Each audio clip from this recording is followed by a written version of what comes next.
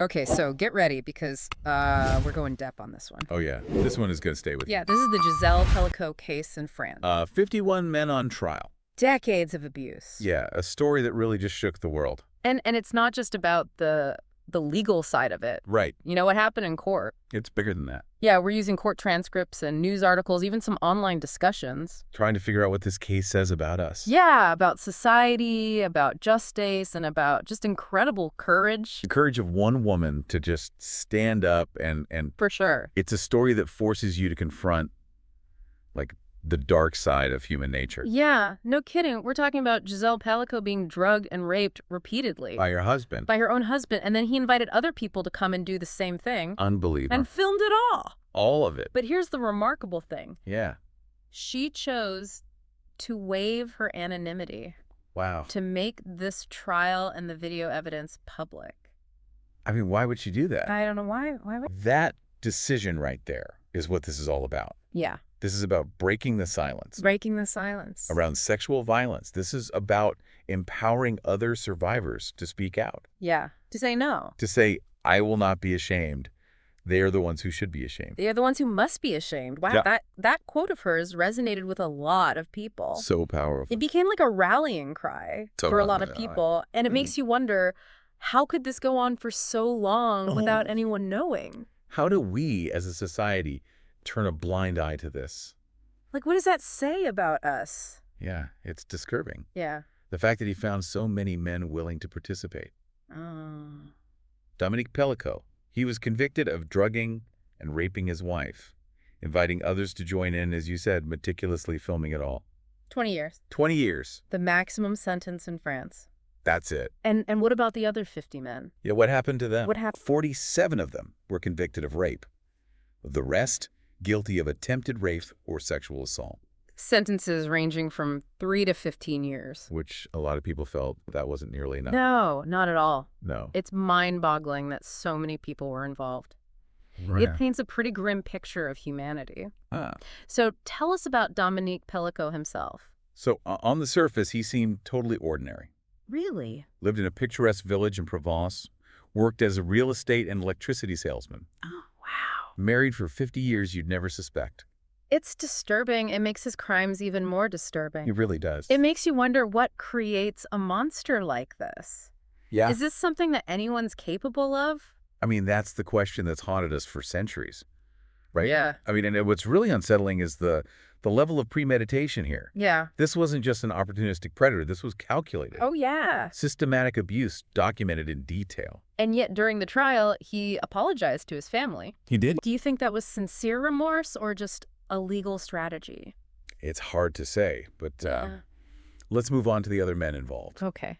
So it's important to emphasize that they came from all walks of life, various professions, ages, social backgrounds, lorry drivers, soldiers, firefighters. There was even a journalist. Really? A supermarket worker. It's It's a cross-section of society. it really is. Chilling cross-section. And a lot of them had families of their own, like lived seemingly normal lives. Right. It makes you think about the secrets people can hide. Absolutely. And their defenses were even more disturbing than the crimes themselves. Oh, really? Some argue that they believed Gisèle consented. But she was unconscious. Despite the fact that she was unconscious, others tried to shift the blame onto Dominique, downplaying their own actions. Wow. And then there were those who claimed ignorance, said they weren't fully aware of what was happening. It's like they couldn't or wouldn't grasp the gravity of what they had done. Classic example of what people call rape culture. Minimizing and excusing sexual violence, blaming the victim. Exactly. Instead of holding the perpetrators accountable. And the participation of so many men from such diverse backgrounds I know. really raises some important questions. What does this tell us about how pervasive this is, how deep it runs in our society? Yeah. What can we do to challenge these attitudes and these beliefs that allow these kinds of horrors to happen? It's a sobering thought.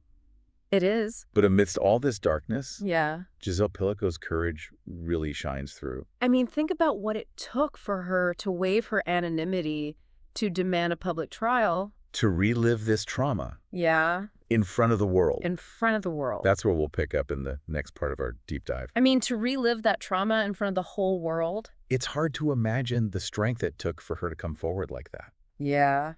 really is. I mean, and what's so powerful is that her decision wasn't just about, getting justice for herself. Right. It was about sending a message to other survivors, showing them they don't have to suffer in silence. It definitely sparked a conversation. I remember seeing so many people online expressing their support for her, using her quote, "They're the ones who must be ashamed." Yeah, it seemed like her courage gave others the strength to come forward Yeah. and share their own stories. It's amazing how one person can spark that kind of change. That's the incredible thing about speaking truth to power, even when it's terrifying. Yeah, It can have a ripple effect, inspiring others to do the same. for sure. It can force society to confront issues that it would rather ignore. Like we were talking about earlier, there was a lot of debate about whether the sentences were harsh enough.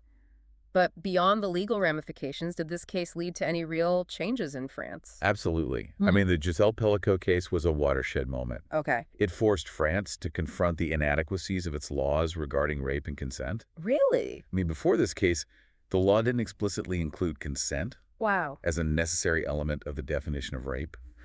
Can you believe that? That's unbelievable. It speaks volumes about how deeply ingrained these problematic attitudes can be.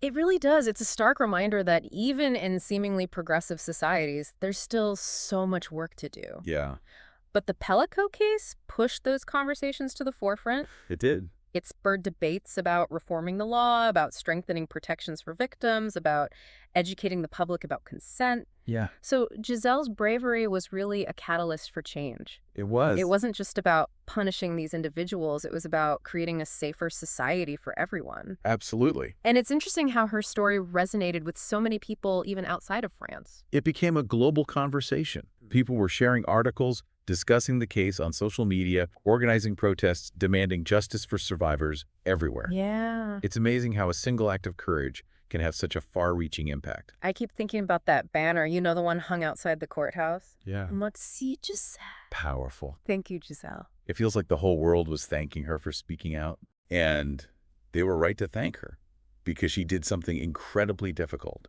something that so many people wouldn't have the strength to do. Yeah. She stood up and said, no more. No more. She demanded accountability, and in doing so, she empowered countless others to do the same. It makes you realize how much power there is in speaking out. Right. And refusing to be silenced. But what about those who can't speak out? Yeah, what about the ones who are still afraid? That's where we all have a responsibility. Okay. We need to create a world where survivors feel safe coming forward, a world where they know they'll be believed and supported. So it's not enough to just talk about this case. We need to talk about what we can each do to create that world. Where do we even begin?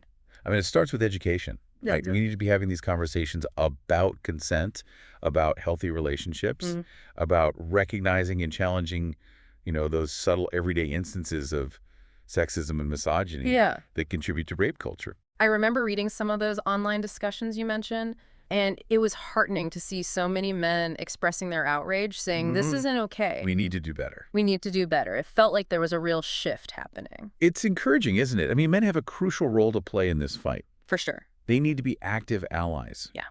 Calling out harmful behavior when they see it and challenging those outdated ideas about masculinity that condone violence against women. And what about the legal system? What needs to change there? Well, there's been a lot of talk about revising laws to better protect victims and hold perpetrators accountable. Yeah. But laws are just one piece of the puzzle, right? Right. We need to ensure that the people enforcing those laws, from police officers to judges, are properly trained to handle cases of sexual violence with sensitivity and understanding.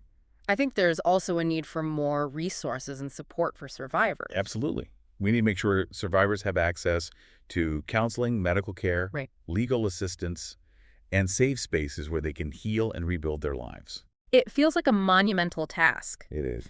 But listening to Giselle's story, it's impossible not to feel hopeful. Yeah. She showed us that change is possible. It is. That even in the face of unimaginable trauma, there is still the potential for healing and justice. And it's important to remember that we don't have to do this alone. Yeah. There are incredible organizations out there doing amazing work to prevent sexual violence, support survivors, and advocate for change. So how can our listener get involved? What are some concrete actions they can take after listening to this?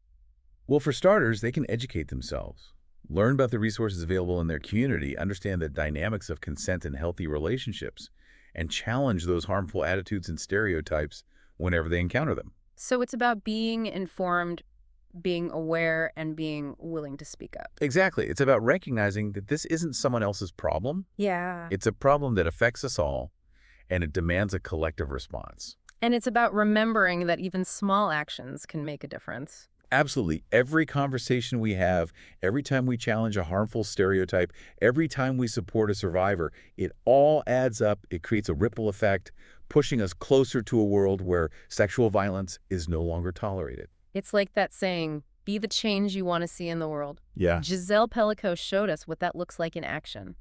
And now it's up to each of us to follow her lead. So where do we go from here? I mean, we've unpacked this horrific case, but I think it's important to end on a note of action. You're right. Awareness is the first step, Mm-hmm. but it can't be the last. Right. What's fascinating is that even small actions can contribute to a larger shift in societal attitudes. Okay, so give us some examples. What are some tangible things our listener can do today? Well, supporting organizations working to combat sexual violence is a great place to start. Okay. There are groups doing incredible work on prevention education, supporting survivors. Volunteering your time, donating to these organizations, or even just spreading the word about their work, that all makes a difference. Absolutely. And it's not just about financial support. Right. It's about being an advocate, being a voice for change in your own circles. So if you hear someone making a sexist joke, don't just laugh it off. Challenge them. If you see someone being harassed, don't just stand by, intervene.